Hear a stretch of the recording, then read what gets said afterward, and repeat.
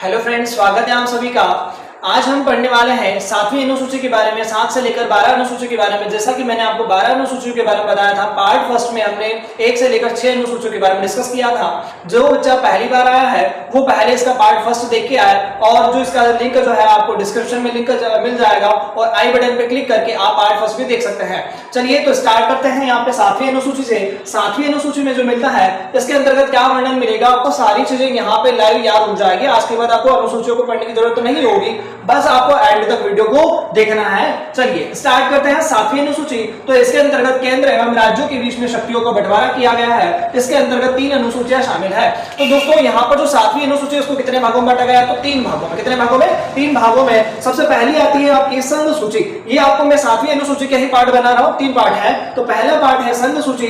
इसके अंतर्गत क्या आता है, तो इस सूची के अंतर्गत दिए गए विषय में केंद्र सरकार कानून बनाती है। ध्यान रखिएगा, संविधान लागू होने के समय इसमें 97 विषय थे और वर्तमान में इसमें कितने विषय हैं, तो 100 विषय है। तो देखिए इसके अंतर्गत ये क्या होता है, एक्चुअल में आपको क्या फंडा है, सिंपल सा फंडा है कि अगर आपको संघ सूची, संघ मतलब केंद्र सरकार, केंद्र सरकार मतलब मोदी जी, आपको याद आना चाहिए कि संघ सूची में कानून कौन बनाएगा, तो मोदी जी बनाएंगे, अर्थात सेंट्रल गवर्नमेंट, केंद्र सरकार बनाएगी। अभी वर्तमान के विषय आपको याद रखना है, कितने विषय हैं, तो 100 विषय है। इसके अंतर्गत क्या विषय आते हैं, तो जैसे कि अपना परमाणु ऊर्जा हो गया, मतलब परमाणु बम बनाना है तो परमिशन किससे लेनी पड़ेगी, मोदी जी से कि मामा जी से। मतलब अगर आप कोई सी स्टेट के हैं तो वहां पर अगर आपको परमाणु ऊर्जा मतलब परमाणु बम बनाना है तो उसके लिए परमिशन किसको लेनी पड़ती है, गवर्नमेंट को, जो आपके मोदी जी हैं उनसे, मतलब सेंट्रल गवर्नमेंट से परमिशन लेनी पड़ती है। और बाकी आपके टेलीफोन निगम वगैरह, कर वगैरह जो होते हैं, इस प्रकार के ऐसे करके टोटल कितने विषय हैं, 100 विषय, जिसके ऊपर कानून कौन बनाती है, अपनी सेंट्रल गवर्नमेंट बनाती है। चलिए आगे पढ़ लेते हैं। संघ सूची के बाद आता है अपनी सेकंड जो आती है आपकी, जस्ट इसके बाद वाली अगली सूची में खोल देता हूं। संघ सूची के बाद में नेक्स्ट आती है आपकी राज्य सूची। राज्य सूची जो है इसके अंतर्गत दिए विषय में ध्यान रखना, कानून कौन बनाती है, राज्य सरकार। देखो दोस्तों आपको सारी चीजें याद हो जाएगी, बस एंड तक वीडियो को बना रहना है आपको। राज्य सरकार यहाँ पर कानून बनाती है, कौन सी सूची के अंतर्गत, राज्य सूची के अंतर्गत। और इसके अंतर्गत क्या दे रखा है आपको, राष्ट्रीय हित से संबंधित विषय होने पर केंद्र सरकार भी कानून बना सकती है। संविधान के लागू होने के समय इसके अंतर्गत 66 विषय थे, वर्तमान में इसमें कितने विषय हैं, 61 विषय है। जैसे कि कानून व्यवस्था जो होती है, पुलिस, अस्पताल में, इस प्रकार की जो व्यवस्था होती है। तो देखो दोस्तों यहाँ पर राज्य सूची मतलब राज्य से वैसे स्पष्ट शब्द से स्पष्ट है कि राज्य सूची मतलब कानून कौन बनाएंगे। जैसे कि हम एमपी स्टेट से हैं तो एमपी में कौन सी सरकार है, अपने मामा जी की गवर्नमेंट है, तो कानून कौन बनाएंगे, मामा जी बनाएंगे। इसके अंतर्गत विषय कितने हैं, वर्तमान में तो 61 विषय है। और कौन कौन से आते हैं, तो जैसे कि मध्य प्रदेश पुलिस की वैकेंसी निकालना है, नया अस्पताल बनाना है, कहां मेला लगाना है, इसका वर्णन मिलेगा आपको कौन सी अनुसूची में, राज्य सूची के। और ध्यान रखिएगा, परंतु अगर कोई भी ऐसा विषय है जो कि देश के हित से संबंधित है, राष्ट्रीय विषय है, तो वहां पर ध्यान रखना मोदी जी भी कानून बना सकते हैं। देखो समझ में आया। सबसे पहले मैंने बताया संघ सूची, संघ सूची में कानून कौन बनाएगा, तो अपनी सेंट्रल गवर्नमेंट अर्थात मोदी जी। सेकंड जो बताया मैंने आपको राज्य सूची, राज्य सूची में कानून कौन बनाएगा, तो अपने मामा जी बनाएंगे। बात कर लेते हैं तीसरा जो होता है आपका समवर्ती सूची। अब देखो यहां पर एक एग्जांपल समझाना चाहूं तो एक पिता और पुत्र का एग्जांपल समझाता हूं कि मोदी जी पिता हो गए, मामा जी पुत्र हो गए। तो अब यहाँ पे कुछ डिसीजन जो होते हैं वो पिता लेते हैं, कुछ डिसीजन जो होते हैं पुत्र लेते हैं, परंतु कुछ डिसीजन घर में ऐसे होते हैं जो पिता और पुत्र दोनों मिल बैठ के लेते हैं। तो यहाँ पर समवर्ती सूची जो होती है इसके अंतर्गत देख लेते हैं। तो इसके अंतर्गत देखो कानून कौन बनाता है, केंद्र एवं राज्य सरकार दोनों मिल बैठ के इसके अंतर्गत करती है, कानून बनाती है।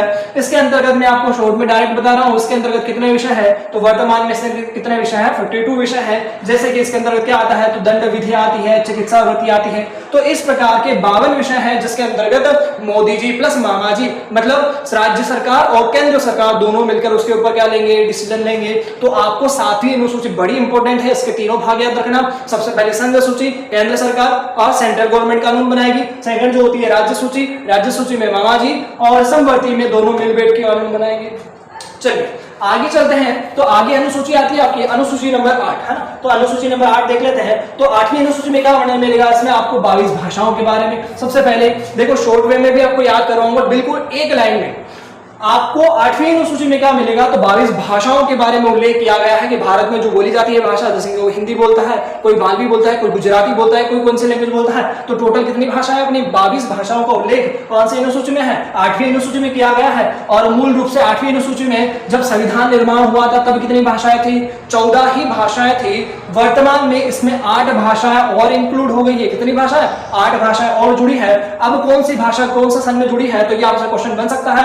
नॉर्मली क्वेश्चन है 1967 1967 में सीधी, 1992 में कोंकणी मणिपुरी और एक और कौन सी नेपाली, वर्ष 2003 में डोंगरी बोडो मैथिली संथाली शामिल किया गया है। तो यहाँ पर ये जो 8 लैंग्वेजेस और जुड़ी है इनके सन भी आपसे पूछ सकता है। पूछेगा कि संथाली लैंग्वेज निम्नलिखित में से किस वर्ष में जोड़ी गई, या फिर ये भी पूछ सकता है कि मणिपुरी लैंग्वेज निम्नलिखित में से किस वर्ष में जोड़ी गई, या फिर भाषाओं से संबंधित अनुसूची कौन सी है, तो 8वीं है। वर्तमान में कितनी भाषाएं, तो 22 भाषा है। जब संविधान निर्माण हुआ था कितनी भाषाएं थी, तो 14 भाषाएं थी। देखिए आपके सारे क्वेश्चन कंप्लीट होते जा रहे हैं। चलिए आगे बढ़ते हैं। यहाँ पर आपकी 8वीं अनुसूची के बाद अगली अनुसूची आती है, अनुसूची नंबर कौन सी, 9 वाली है ना। तो 9वीं अनुसूची जो आती है, थोड़ा सा आगे चला गया, 9वीं अनुसूची जो है इसके अंतर्गत ध्यान रखना, सबसे पहले मैंने आपको बताया जब संविधान निर्माण हुआ था 8 अनुसूचियां थी, परंतु वर्तमान में कितनी है, 12, 4 और जुड़ी, तो एक एक जुड़ी गई। कौन से सन में जुड़ी थी, सबसे पहले देख लेते हैं। 9वीं अनुसूची जुड़ी थी प्रथम संविधान संशोधन द्वारा 1951 में जुड़ी थी, पहले संविधान संशोधन द्वारा। इसके अंतर्गत क्या क्षेत्र आता है, तो इसके अंतर्गत राज्य द्वारा संपत्ति का अधिग्रहण का विधियों का उल्लेख किया गया है। तो राज्य मतलब राज्य सरकार जो रहती है, राज्य के पास कितनी संपत्ति रहेगा, उसका जो टैक्स वगैरह लगता है वो सारी कुछ लिमिट जो रहती है, इसका वर्णन कौन से अनुसूची में मिलेगा आपको, 9वीं अनुसूची में। ध्यान रखिएगा, इंपॉर्टेंट ये पूछा जाता है कि ये 9वीं अनुसूची कब जोड़ा गया, तो ध्यान रखना 1951 में। सबसे इंपॉर्टेंट चीज ये। बात कर लेते हैं अपनी 10वीं अनुसूची की। 10वीं अनुसूची में क्या आता है, तो यह संविधान के 52वें संविधान संशोधन द्वारा 1985 में जोड़ी गई। ध्यान रखना ये भी पूछ सकता है कि 10वीं अनुसूची कब जोड़ी गई, तो 1985 में जोड़ी गई। कौन सा संविधान संशोधन द्वारा जोड़ी गई, तो 52वें संविधान संशोधन द्वारा जोड़ी गई। इसमें क्या आता है भाइयों, क्या आता है, दल बदल की प्रक्रिया। दल बदल बीजेपी कांग्रेस, मतलब ज्योतिराज सिंधिया बीजेपी में आ सकते हैं और इधर से उधर बीजेपी से कांग्रेस जा सकते हैं। तो दल बदल की प्रक्रिया कौन सी अनुसूची में मिलेगा आपको, 10वीं अनुसूची में।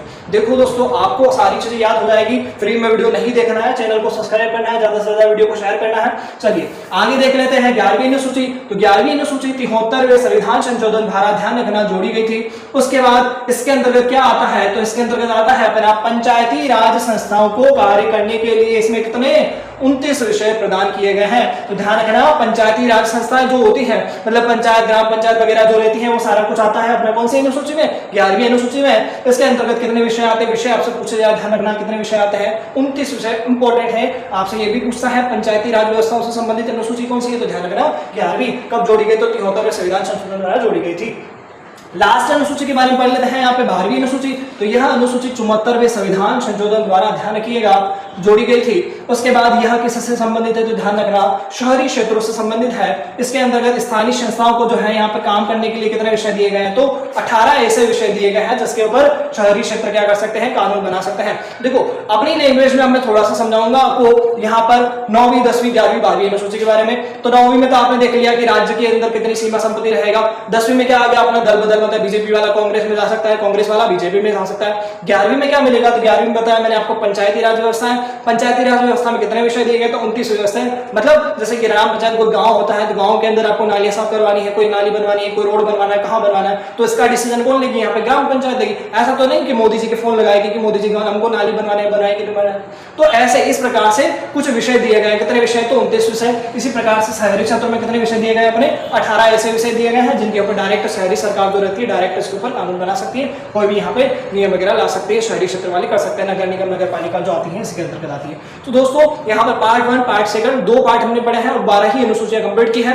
तो अगर आपको यहाँ पर अनुसूचियां आए तो वही है, तो चैनल को सब्सक्राइब करिए, ज्यादा से ज्यादा वीडियो को शेयर करिए और लाइक करना नहीं भूलिए। चलिए दोस्तों, मिलते हैं अगले पार्ट में, अगले वीडियो में अपन पढ़ेंगे। नेक्स्ट जो रहेगा इसमें आपके संविधान के स्त्रोत वगैरह के बारे में पूरी पॉलिटी जो है कंप्लीट आपको याद होने वाली है। तो आपको फ्री में वीडियो नहीं देखना है, ज्यादा से ज्यादा वीडियो को शेयर कीजिए और सभी तक अपने दोस्तों तक वीडियो व्हाट्सएप ग्रुप में सभी